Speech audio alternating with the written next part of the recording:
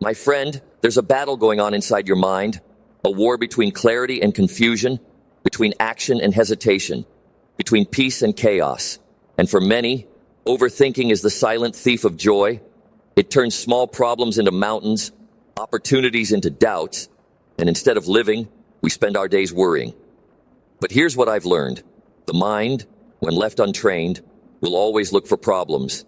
It will analyze, hesitate, question, until action is buried beneath endless thoughts. But there's good news. Overthinking is not a life sentence. You can train your mind to work for you, not against you. And today, I'll show you how to break free. Because if you can master your thoughts, you can master your life. Let me ask you, how much of your potential is being wasted because of overthinking? First lesson. Don't let your mind talk you out of what your heart knows is right. You see, most people don't fail because they don't have the ability. They fail because they hesitate. They spend so much time thinking, rethinking, doubting, that by the time they're ready, the opportunity is gone. Overthinking is the enemy of execution. It paralyzes you. And the longer you stay in your head, the further you drift from action. And here's the truth. No amount of thinking can replace action, because action is what changes your life.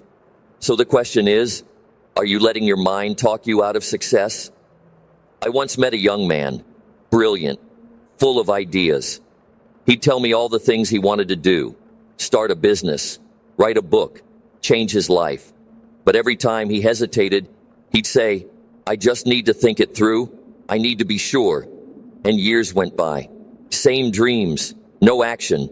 But one day I told him, make a decision, right now, take the first step. He hesitated. Then finally, he acted. And guess what? That single decision changed everything. Because once you break the cycle of overthinking, you free yourself to move forward. So tell you, what is one thing you've been overthinking that you can act on today? Second lesson. Not every thought deserves your attention. You see, your mind is constantly generating thoughts. Some are helpful, some are not. But the problem is, most people don't filter them. They assume that if they think it, it must be true. But listen, just because you think it doesn't mean it's real.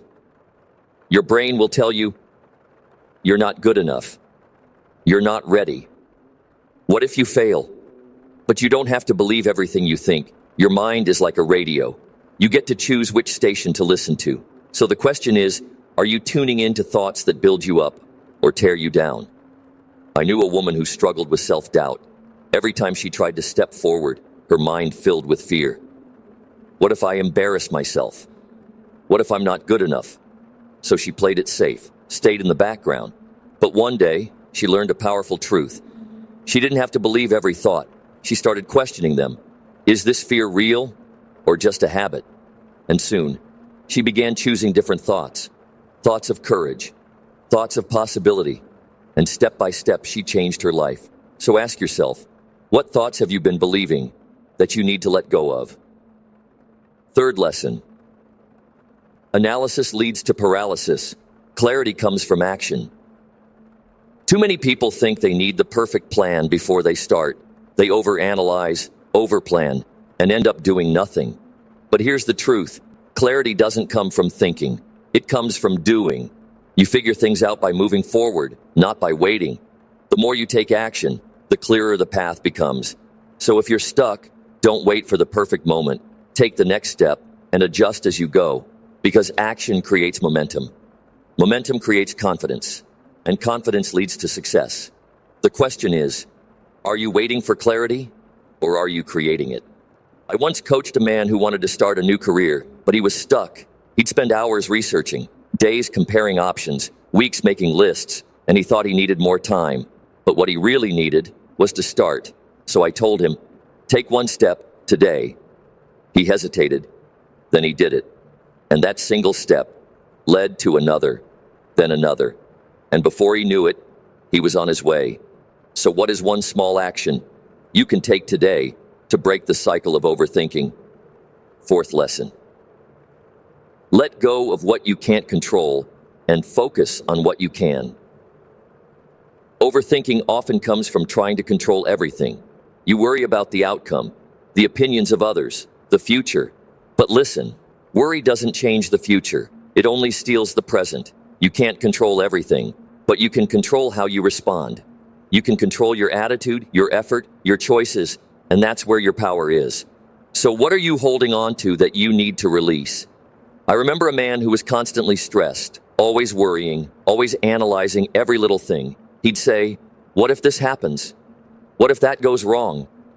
Until one day, I asked him, "How many of the things you worried about actually happened?" And he laughed. Because the truth is, most of our worries never come true. So he made a shift. He stopped trying to control everything and focused on what he could control. And suddenly, life became lighter. So I ask you, what would happen if you let go of the things outside your control? My friend, overthinking is a habit that keeps you stuck, but you have the power to break free. Remember, don't let your mind talk you out of what your heart knows is right. Not every thought deserves your attention. Clarity doesn't come from thinking, it comes from action. And peace comes from letting go of what you can't control. So starting today, train your mind to work for you, not against you. Because the moment you stop overthinking is the moment you start truly living.